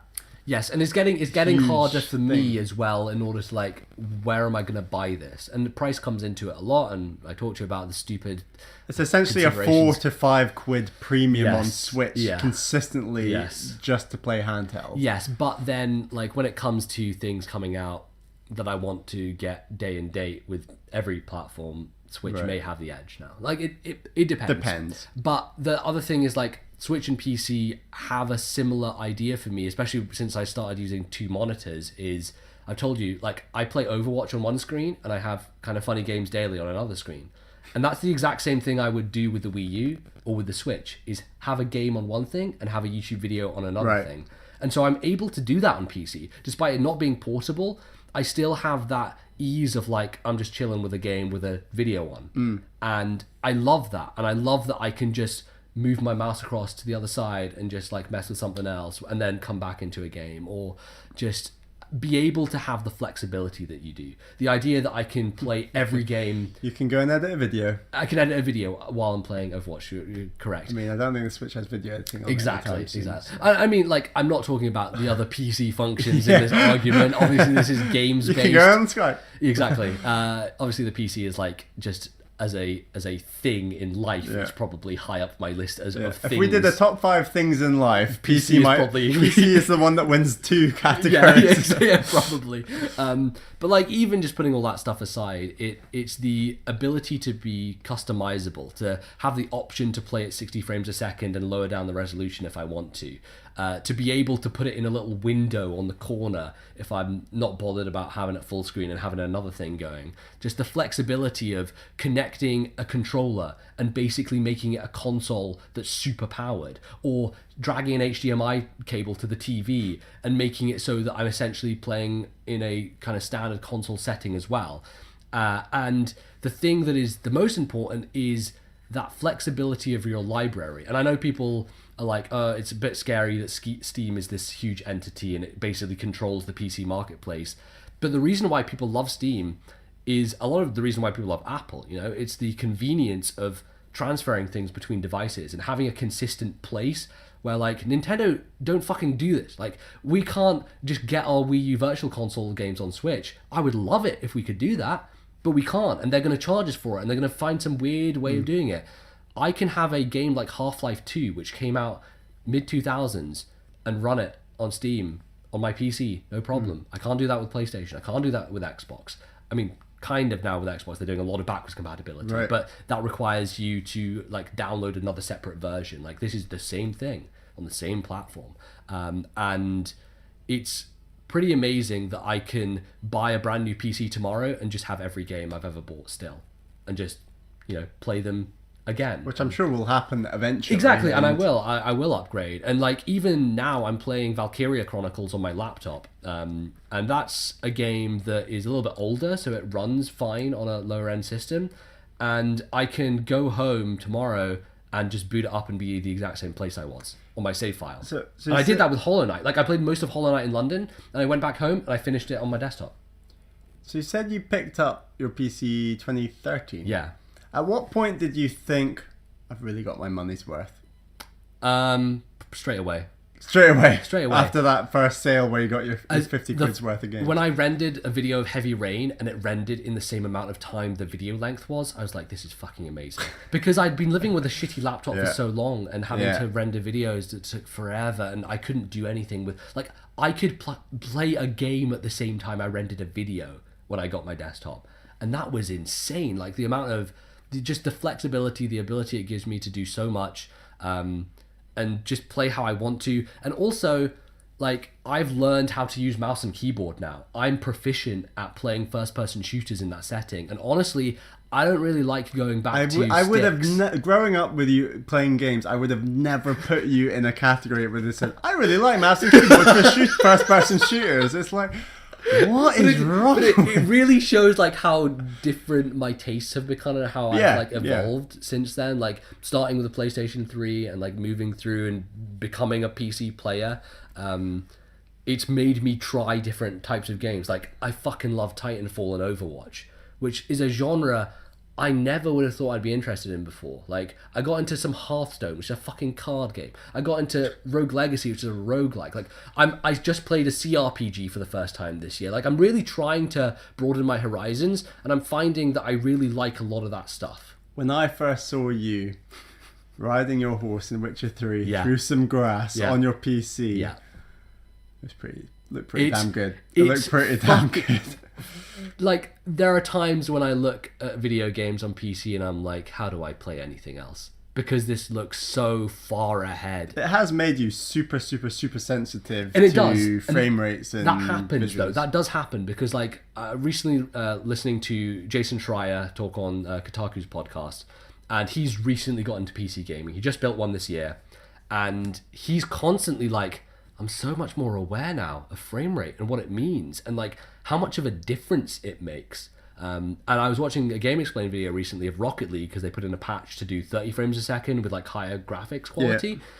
And you look at the comparison, it's like, I couldn't do that. I couldn't play this game at a lower frame rate because the smoothness of the experience is so vital to me that anything else is just compromising. And that's why, for me, PC with the ability to, and you know, it depends on what you have in your system, what graphics card you go for. And let me tell you, right now, awful time to become a PC gamer because graphic cards prices are through the fucking roof because of all this cryptocurrency bullshit.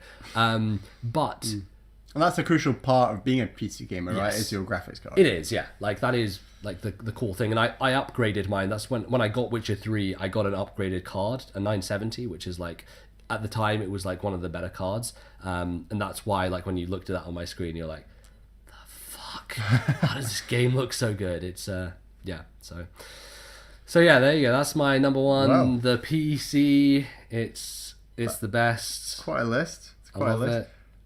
I think we should have a little chat about a few more systems that didn't make the list. But before we do that, so we run through our top 5 one more time. All right, sure. So let me just bring up my top 5. Not that I can remember. I know, anyway. Great memory we have. So my number 5 was Game Boy Advance. My number 4 was the GameCube. My number 3 was the Wii U. Number 2 was the 3DS, and number 1 was the Nintendo Switch. Switch. My number 5. Let me find it. I've got them, these in like multiple things, so I've got to really go back. Number 5, the Switch. Number 4, the PlayStation 3. Number 3, the Wii U. Number 2, the 3DS. Number 1, the fucking PC. I think the two hugely successful Nintendo consoles that we've not included are the Wii and the DS. Yeah. In terms of like in our time Sure. playing video games. I mean, obviously there's the SNES and the NES that we can talk about as well, but the Wii and the DS. Yeah. Why are they not on our list? I like the DS a lot. DS is also one of those systems, I think at the time I didn't get as much out of it as I should have done. You know? The kind of games I was into, the stuff I was playing, like in retrospect. Both of us, yeah. Lots of really casual games where we really bought into that casual audience that they were aiming at. And we really enjoyed those games at the time, but those games perhaps haven't aged as well. Right, and I think if now I were to rank it in terms of like, not at the, like, because my list was more like a time and place thing, like when I got it and in its era. Now I think the DS I'd rank quite highly because I have gone back and played a bunch of those games, and like even things like Chrono Trigger, you know, experiencing a classic in its best possible form, and like gone through every Layton game, not all of them, like the original Layton trilogy, played every Phoenix Wright game.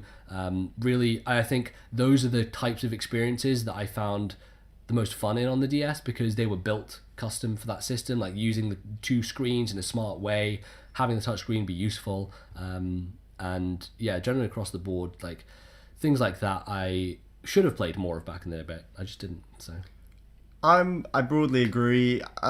I think there's more games on DS that you've gone back to and really enjoyed than perhaps I have. Not that I still need to try games like Layton and Phoenix Wright, for example, which I think are two huge franchises that you really rate that started on DS. Well, they started on Game Boy Advance. But technically, Phoenix Wright in Japan was on GBA, but because when I go back and when I was putting together my backloggery and catching up on some games that I played. And the number of DS and Wii games, for that matter, that are just like lack of proper single player. Yeah, they're not. They're much more multiplayer focused or kind of mini game focused. Right. Yeah. And the DS is just really lacking. That's why I thought the 3DS improved on the DS so much. But I think it's less that the 3DS improved. It's more that you improved. You know, I improved as well. It's more that you were seeking out those experiences, and those experiences exist in wide swaths on the DS. The DS has a stupid amount of games on it. Like, it is one of the most impressive libraries in history. Right. And a lot of that is because of third parties. There are so many Japanese third parties and even Western third parties that put games on DS that weren't doing handheld games before. I would also argue that touchscreen gaming, much like swinging your arm Wiimote gaming, hasn't aged very well. No. It was very fun at the time, but going back to it, we were just playing Boom Blocks this weekend, and my arm's a bit sore from throwing balls at towers, and I liked throwing the balls at the towers, but I didn't like my arm feeling Yeah, sore the next yeah. day. And it's like, I don't know. But you really do give it some welly, I think. I did give it some When you welly. get into it, like with Wii Sports and stuff, you're like, oh, look at this top spin and So putting it all on. and the Wii was probably my number 6. Yeah, and I would say that as well. because of games like Mario Galaxy 1 and 2, Twilight Princess, Skyward Sword. Wii Sports, Skyward Sword is No a More great game also. Heroes. Those are weird games. Yeah, Smash Brothers Brawl is a great game as well, and there's a lot of really great games on Wii. But there's a lot of shit too. There's a lot of shit. Bunch of shit. Lots of not so great stuff. We generally bought more good stuff than bad stuff. We bought a few. Yeah. I don't know. WarioWare Smooth Moves I'd rate at the lower end. Right, it's not one of the best WarioWare games. Yeah. But I mean, the Wii was part of the joy of the Wii was like owning a GameCube, and then the Wii, and it was this huge success, and everyone owned a Wii, and then you could. And almost any one of my friends would know what Wii Sports was, had played Wii Sports, and most likely had owned Wii Sports and a Wii. Like, that is incredible. Yeah. And like talking about friends that they don't care about games. Like these are friends who just would not take to 1-2 Switch. Yeah. They're like, I'm not into video games. Don't say I'm not into video games when you know fine well you enjoyed and played Wii Sports. Yeah, exactly, and that's what the Wii did. It was so refreshing to be part of that excitement. But when you step back and you're talking from a more core gamer perspective, those games were lacking, although the ones that were there were very, very good. Yeah, see, thinking about it now, maybe the Wii should have made my list, because at the time we were so enthralled by it. Like, the abiding memory I have is I think you're putting more nostalgia in your list than me. Yes, yeah. But I'm like, the abiding memory I have is staying at your house for a sleepover, waking up one morning, and the disc slot was glowing blue. I'm like, what the fuck? And we turn it on, and it's like, the Everybody Votes channel has been announced. And we're like, what is this? We can vote on whether pepperoni is better on a pizza or pineapple. It's a miracle. This is incredible. We can see all these people and use our Mii's. And it was just like, we'd like be in your kitchen, like playing some Wii Sports, and then we'd go to the Everybody Votes channel and vote. And I had a great setup for Wii Sports where I had a small, pretty crummy TV sat on the kitchen table, moved to the side, and all the kitchen space just to swing our arms about, and it worked out quite well. Yeah, it was a really great thing at the time, and even with the Wii U, we played some Wii Sports online. We made a couple of videos. It was a great time. Like that is just a really cool idea. But then when you step back and talk about overall libraries, overall systems, for me, I do strongly think it is number 6 or lower, perhaps. I don't know. I think the reason the Switch makes that list before the Wii does is because that first day of playing Breath of the Wild, there's nothing like it. There is nothing like it. The combination of the game itself, obviously, but playing it on that screen and the speed at which the system boots up and stuff like that. Yeah. What about Super Nintendo? I like Super Nintendo. We never owned one, but I think we have really come to... I've probably played about 8 Super Nintendo games now, and I intend to play upwards of 15 to 20. Yeah, and I think that for me, I tend to lean far more to the RPGs than I do to the more action-based games. Like everyone regards Mario World and Link to the Past and Super Metroid as like the pinnacles. I would put Earthbound, Chrono Trigger, and Final Fantasy VI over all 3 of those. I think personally. I might actually start siding with you because Mario World, there are better 2D platformers than Mario World. Link to the Past, there are better Zeldas than Link to the Past. Super Metroid, it's obviously been improved upon. Yeah, I mean, traditional RPG format. And it'll be so exciting to see what Octopath is like, because that is a very much a traditional RPG. That traditional RPG format was so strong on Super Nintendo. Yeah, and it's because, like, in the controls department especially, I think something like Link to the Past and Super Metroid fall down for me. Is like, I don't like how in Link to the Past you swing your sword at a patch of grass and sometimes it misses because you're not exactly on, or like you try and hit an enemy and it's a little bit finicky. And in Super Metroid, like the jump's a bit laggy, it's not as smooth and fluid. Whereas RPGs, you don't have that issue because it's a menu-based thing. It's driven by not dexterity but by just mental kind of acuity. And I do think the Game Boy Advance, between original games and remakes, is a very, very, very strong JRPG system. It is, yeah. And that was another reason that perhaps the SNES wasn't quite up there for me personally. But like, I think that controller is great, and I've loved, like, we played so much Contra this weekend, and it's been amazing to just go back and like experience those sort of things that we never had the chance to. Yeah, I am so on board this whole classics line. Like, Yeah. I know I didn't get an NES classic, and we can talk about NES in a second, but the SNES classic was such a great value proposition. Right. Like, I paid like £68, such a good experience, the number of games I've already played and intend to And it play. is about the experience ultimately, because having those on the Switch would be more convenient. Yeah. But I do think that I've enjoyed these Super Nintendo games more because I'm playing with a Super Nintendo controller. Yes. And I think that Super Nintendo controller is actually super good. And I like it. And it feels comfortable. There's and the downside of cables, but there's the upside of playing with a Super Nintendo controller. Yeah. You can't have both, arguably. And yes, they could sell a wireless Super Nintendo controller that links to your Switch. But And you that can would buy those, like... Yeah, and that'd be weird. I don't want that. If you're going for the classic, It's go the for experience classic. of doing the it, cable's yeah. part of that classic Yeah. experience, and that's. And I was very skeptical about like, I don't know if this controller holds up, but I held it and I played like Yoshi's Island. And I was like, this is great. I love this. N64. I just don't think there's enough good games on the N64. We've also- talked about yeah. N64 in relation to an N64 classic. I mean, in terms of a nostalgia list, N64 is right up there for us. Yeah, Maybe because of N64 is Stadium, more of a but- catalyst for me than anything else. It's the Right. thing that sparked, hey, I should own a Nintendo console in me, and it didn't happen for me until GameCube.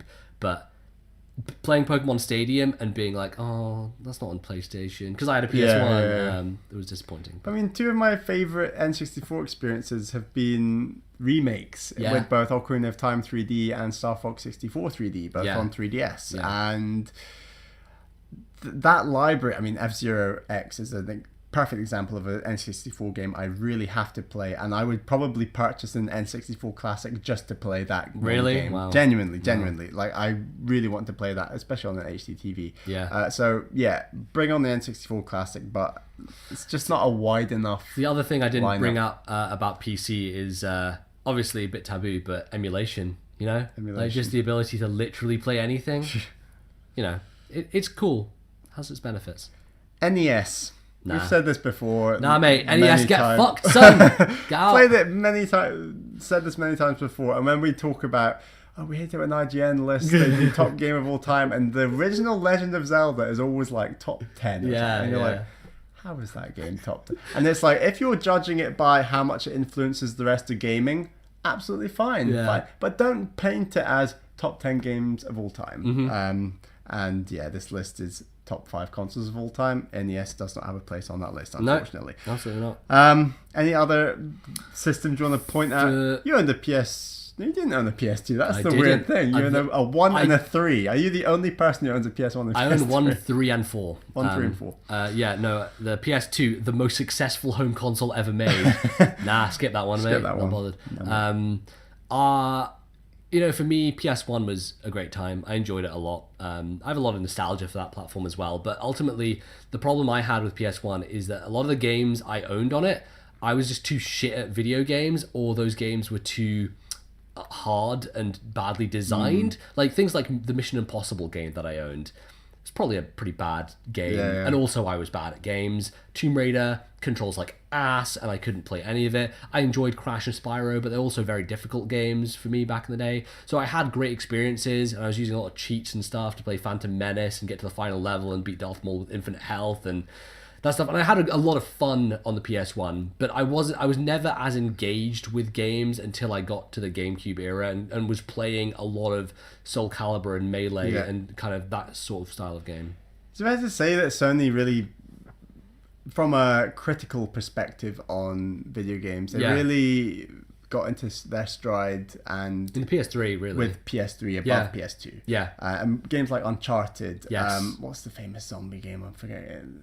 Last of Us. Last of Us. Was that PS3? It was the last kind of PS3 game. Huge games that kind of it's when they kind of matured, really. Like they started doing, hey, these are real people as opposed to anthropomorphic platforming characters. And Nintendo never has gone past that because their demographic is much more leaning into... Could you argue the majority of the success from PS2 was games like FIFA and COD? And, yes, exactly. And like, even though the PS3 still has those games, it also had another level of games. And I think the reason why Nintendo have maybe struggled in the past, especially in the UK market, is that Sony matured with their audience. Yeah. And Nintendo haven't. Like they've matured from the place that makes more sense, which is like making better games, which is what we ultimately care about. But for the majority of the public, it's like, give me some fucking guns and you know try and make something. And Greg Miller always talks about like he was kind of falling out of games until Metal Gear Solid on the PlayStation, and that's the game that was like, oh my god, games can be more, games can like grow with me and be meaningful narratives and like do something different.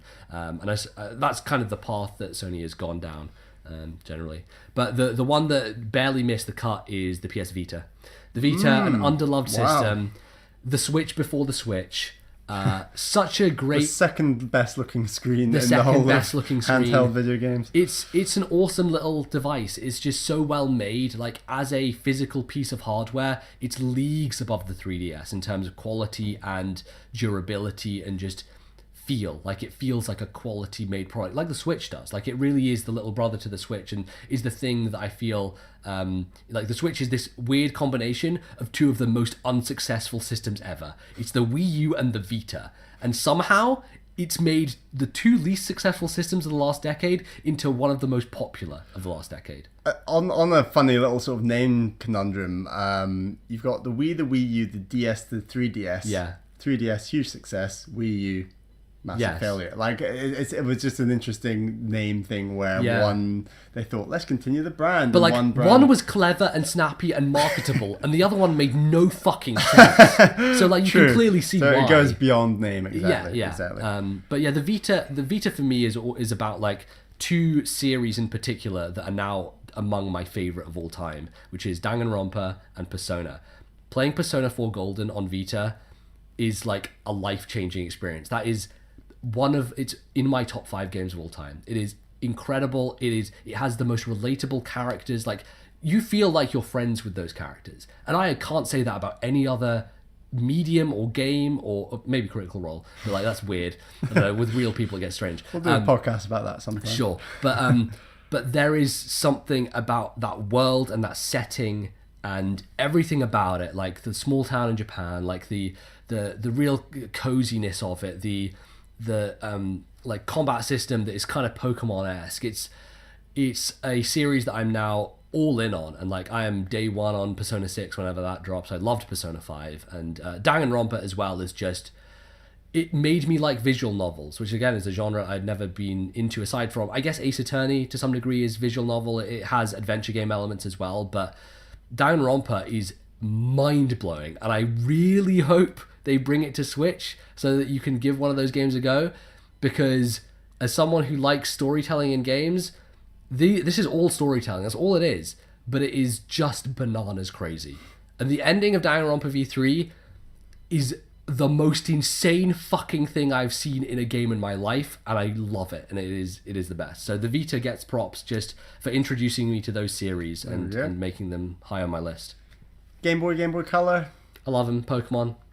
But that's it. Small Pokemon. Library again. Well, like, not a small library, but like good library. A library that wasn't filled with a lot of memorable games. And that's the thing I think they'll struggle with if they do a classic of the Game Boy. Is like, what do we put on this? Like, obviously the 2D Mario's, obviously the Wario Land games, obviously the Zelda games. Those 3 Zelda games. But then it gets a bit harder. You know, there's Tetris, there's things that you can put on there. I'd probably still pick it up though. And obviously Pokemon. Pokemon. And really, Game Boy for me is Pokemon, and that's it. Like, that's what I played on Game Boy. Is that it? Think we covered everything. We covered a lot of systems there. That was our top 5 video game consoles of all time. This is also the longest Patreon exclusive podcast we've done. So hopefully, 3 person person, I think it's just easier. Hopefully you've got your money worth this time. Yeah. But again, thank you so much for your support. We hope you enjoyed our back and forth, our deep dive on some video game console experiences. Absolutely. And where we currently stand on the question. All right. Well, thanks everyone for listening. We'll be back next month for $5 patrons and above with our next TNL Takes. I don't even know Takes. what the fuck. TNL takes. We've made bad choices here. We'll figure out what that is. But then we'll be back in a couple of months' time with another TNL ranks. So look forward to that. Thank you again for yes, your thank support. you all so much, patrons. We love you. And we'll see you next time. Goodbye, folks.